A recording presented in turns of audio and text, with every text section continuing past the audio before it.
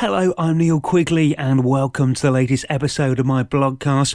Hope you're good and you had a great Christmas. Happy New Year. I was fairly busy before Christmas. Early in December, it is my birthday on the 10th, something I always like to celebrate as much as I possibly can. This year, my girlfriend got me a fantastic present. She got us both tickets to go and see Paul Heaton at the Hammersmith Apollo in London. Always like to do something fun and exciting on my birthday, and have always been a massive fan of his work, from the House Martins through to the Beautiful South, the stuff he did with Jackie Abbott, and his latest solo work as well. I had previously seen The Beautiful South twice, several years ago. The first time I saw them was at Wembley Arena, and they were supported by the Lightning Seeds. It was a great gig. At that point though, I had never seen a band drink so much on stage as The Beautiful South did that night. They basically each brought a bottle of champagne on to enjoy during their set. They were fantastic both times that I'd seen them. I loved their songs. I think the lyrics and music go together so well and are so clever. He's such a great lyricist, Paul Heaton, I think. For this concert, and bless him for doing this, he capped all the tickets at the same price. So whether you sat in the seats or you were standing down near the stage where we were, all the tickets were £40 right across the board. And he did that for the whole of his UK tour, trying to make it affordable and accessible for everyone, whilst of course basically eating into his own profits, in effect, I guess. He is such a great guy. If you see him interviewed,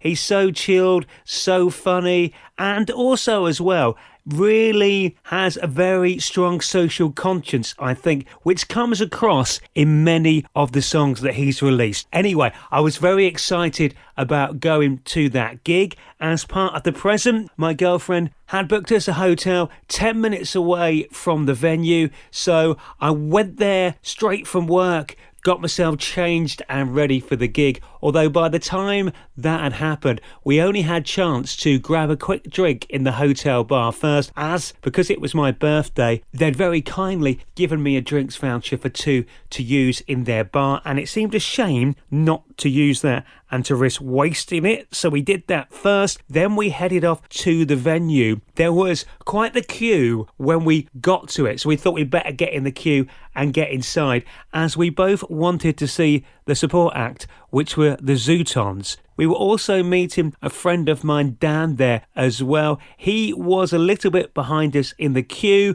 but we all found ourselves inside and at the bar relatively quickly. So we got ourselves a drink, we put our coats into the cloakroom, and then wandered in the auditorium to find a good place to stand to watch everything. Rather than get too close to the front, because it was looking like it was going to get quite compact, we hung back about 3/4 of the way back from the stage. We could still see it very clearly, but from my experience of gigs, sometimes the sound is not always that good at the front or in the front third. Sometimes to get the best sound, you're better off being a little bit further back from the action. Found ourselves a perfect spot with lots of space. Then before we knew it, the Zootons were on. I thought they sounded fantastic, really good. Bearing in mind they had had a bit of a break and only fairly recently got back together again. It was great to see them all on stage and hear them as good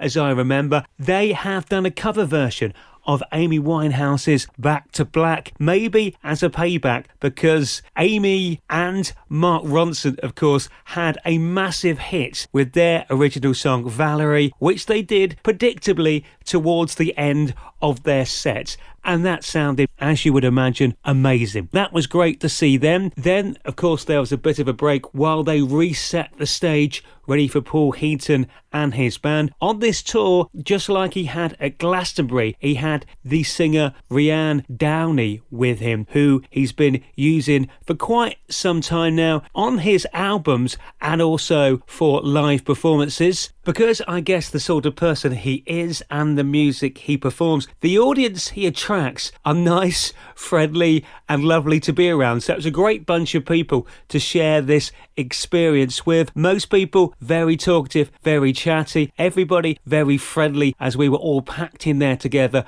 waiting for Paul and Rhiannon and the band to appear, which they did to a very small fanfare. They kind of all just appeared on stage and got on with it. The gig itself, I thought, was brilliant. He played a selection of beautiful South songs, quite a few House Martin tracks which he'd not done for years on a live tour. Also, a few of the songs he did with Jackie Abbott, and of course some of his new solo stuff as well. He also let Rhiannon Downey do her current solo single, which went down an absolute storm. She has got an amazing voice. Totally enjoyed it. As I said, he's so chilled and so cool and so laid back and humble. It's a very nice, inclusive experience to have at a Paul Heaton gig. They had 2 encores and they saved the best, I think, for last. The final song they did was their a cappella version of Caravan of Love, which was a #1 for the House Martins. It was part of their Glastonbury set, which was great last summer. And to close the show with that song, the sentiment and having the whole place sing along to it, it was brilliant. Thoroughly enjoyed it. I would happily go and see Paul Heaton again. So many of his songs I do absolutely love. After the gig, we got our coats, then just headed back to our hotel. We did have one more drink in the hotel bar to mark the end of my birthday before we had to call proceedings to a close. Later that same week, me and a group of my friends went out to have a Christmas dinner at a restaurant in London that they let me select. I chose Brown's because they're celiac accredited, so I knew I could eat safely there. There were 8 of us in total. They were very busy, the restaurant. It took us a bit of a while to be seated, and I was up there speaking to the girl on reception. The whole of the party was standing right behind me, including my girlfriend and my mate's girlfriend, both of which work in service-led industries, so are very keen to get things done quickly in this situation. I could see them both staring at me, willing me to get this done quickly. Then one of them comes over asking if I needed assistance, followed by about a minute later the other one who came over to ask the same question. I managed to send them back and happily did get us to a table, although they tried to cram 8 of us on a table for 6, so we had to ask for an extra chair to be put at the end just so we could breathe and have a bit of space while we were eating. Once we were in and settled, service was fine. We had a great night. It was lovely, all catching up with each other, having a good pre-Christmas chat and a laugh. We were very sensible. We only stayed in the restaurant for about 3 hours and then made our way home. We'd all come from different parts outside of London, so we did have to get back, and many of my mates now have children, and that means as the meal was on a Friday, they of course had to be up early to take them to various sports clubs on the Saturday morning. I am a massive fan of pantomime. I remember being taken to one locally by my dad when I was about 4 years old. I don't remember exactly which one it was. I just remember it featured the Wombles and also included the ABBA song I Have a Dream. I had a fantastic time and have just loved panto ever since. I do try to go to one every year, and for the last 8 years my panto of choice has been the one at the London Palladium, mainly because they always have a great cast list. The effects and budget and costumes that go into that show are amazing, and it's led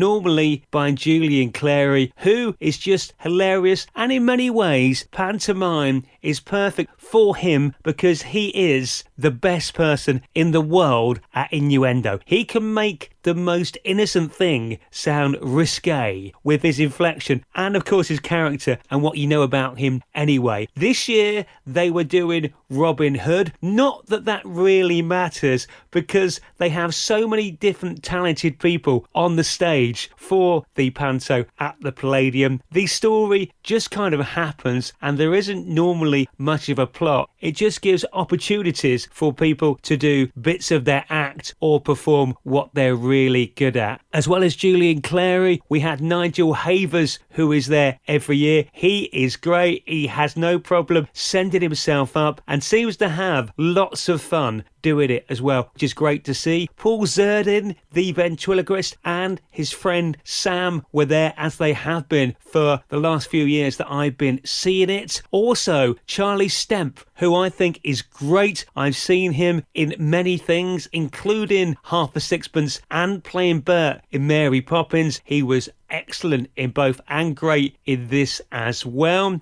It also featured Jane McDonald this year as Julian Clary's love interest. Julian Clary was actually playing Robin Hood. You have never seen Robin come on in more elaborate, strange and weird costumes. That is a big theme of the panto every year, the ridiculousness of Julian's costumes. There's also a 3D section in the second half where they give you 3D glasses and monsters attack you out of the screen. They had a flying fire engine that came out over the audience and included the opportunity to be sprayed by Julian Clary's big hose, which I was. He got me. Also, at one point, we had Nigel Havers coming down from the ceiling as Superman. Really did have a bit of everything. I thought it was great. Jane McDonald sang some fantastic songs and brilliantly as well. She has got an amazing voice. Marisha Wallace was also in it, but she wasn't on the day I saw the show, which was a bit disappointing, mainly because there's two shows I've been to see that she was supposed to be in, and both of them, the day I went, she wasn't actually on stage. I will get to see her perform in the West End at some point, I'm sure. It was a great fun night out as always. Nothing was missing. Fantastic, silly fun. It's almost more for the adults than for the children, the Palladium Panto. I managed to get a bit of a deal as well. We did have restricted view seat tickets, but they were on the third row of the stalls right at the end, and they only cost £20 each, which I was delighted with, though I got a real bargain there. Can't wait to go and see next year's show. Had once again a great Christmas this year, just nice and quiet. We don't go too crazy with presents nowadays because we're all at an age where if we really want something, we can generally buy it ourselves during the year. So what we do in my immediate family is we give each other lists and we just buy little items off the list and make sure we liaise so hopefully we don't double up. That's what we did. I spent Christmas Day with my mum, dad and sister. That was great. And then a few days after Christmas, my girlfriend and I went and spent a night in Chipping Norton. We often do this just after Christmas, take ourselves away somewhere, just the two of us, and it's normally somewhere that we can get to within about an hour. And I do really like the Cotswolds, and I've never been to Chipping Norton before. We booked a hotel about 6 minutes taxi ride outside the centre of town, got ourselves checked in and comfortable there, and then got a taxi and went and had a look round. I really like the place. We went in a couple of different pubs, and they are what I would call proper pubs. Nice old-fashioned pubs, roaring fire, friendly, cosy, snug, with a nice selection of drinks and some decent wine. Had some nice glasses of wine. So we went in two just for a drink, the second of which was the Crown and Cushion, which at some point in its history was actually owned by Keith Moon from The Who. So when I walked in there, I was expecting to find the place trashed, but it was actually okay. Either he looked after it very well, or maybe it's had a bit of work done since he originally owned it. Then we found a great place to eat called Bittered and Twisted. Just loved the name when we saw it, so we'd booked ourselves a table for dinner there earlier in the day. They had a nice selection of gluten-free food on the menu, and they put my mind at ease almost immediately when I spoke to the waitress, and she said, "Don't worry, one of the team are also celiac," when I explained I had the disease. That just makes me feel so much more comfortable, because then they know what they're doing. They just know to take the extra little bit of care if they can. Had a great meal in there, tasted amazing. It was very quiet out in Chipping Norton that night. The local taxi companies that we used to get us to and from the hotel were brilliant as well. So we got back at a reasonable time, had a nightcap in the hotel bar while watching the darts. I mean, that is Christmas all over, right? Had a really good time. It was just nice to get away, just the two of us for a night. For New Year's Eve this year, my girlfriend and I just went to see some of our friends in Northampton. They hosted a house party for us and another couple. It was a really nice evening. They had cooked us dinner, and my girlfriend had brought along a dessert, which basically had been picked by the rest of the group. She gave us a few options and went with the one that had the most votes, which was a Baileys and caramel cheesecake. It tasted great. She thankfully made it gluten-free so I could have some. So we got there, had a few drinks, a nice catch-up, sat down for the meal, drinks after dinner, and then dessert just before we had some music, and then saw in the new year. And then we played the Who Am I game, which is the game where you get given a random celebrity or character. You put it on your head facing outwards, so you can't see who you are, but the rest of the room can. Then you have to ask yes or no questions to find out who you are. We played a couple of rounds of that, and that was quite good fun. And then eventually, I think we took ourselves to bed about 3 o'clock in the morning, having welcomed in 2025. Happy New Year to you. Just before Christmas, I had to have my annual celiac checkup, which is basically a blood test where they test for pretty much everything you can imagine, just to make sure you're okay and the diet is not causing you any problems, or there are any other issues that need to be looked at. The results come back now on the NHS app generally, so I found them, and most of them went standard, normal, standard, normal, and there was one that said okay. So I thought, well, what's the difference between standard, normal and okay? So in the end, I ended up calling my doctors just to check the results with them to see if they flagged anything else up. It seems okay is just another doctor's way of saying standard and normal, which is good to know for future reference. I'm all fine, everything was good, and I haven't got to have another checkup for another year. It's been an interesting time supporting Tottenham recently. Results have not exactly been going our way, and we seem to pick up a new injury every single game, or a suspension, or sometimes both. So it's a little bit tricky at the moment. I'm hoping we'll get some players back, and who knows, maybe try and string a few victories in a row together. That would be nice. Needless to say, I have been to the games over the Christmas and New Year period at the Tottenham Hotspur Stadium. I still enjoy the experience of catching up with my friends and watching the team play. Obviously, it's better when we win, but it is still an experience no matter what happens. And sometimes in life, you have to go through the difficult times to appreciate the better times more. That's what I keep telling myself anyway. I am very lucky in that I will be off on a holiday very soon to get some winter sun. So I'll speak to you next after that. A reminder, you can hear my radio show Saturday afternoons between 2 and 4 at radio9springs.com. That is it for now though. Look after yourselves and each other. Take care, and I'll speak to you soon. Bye bye.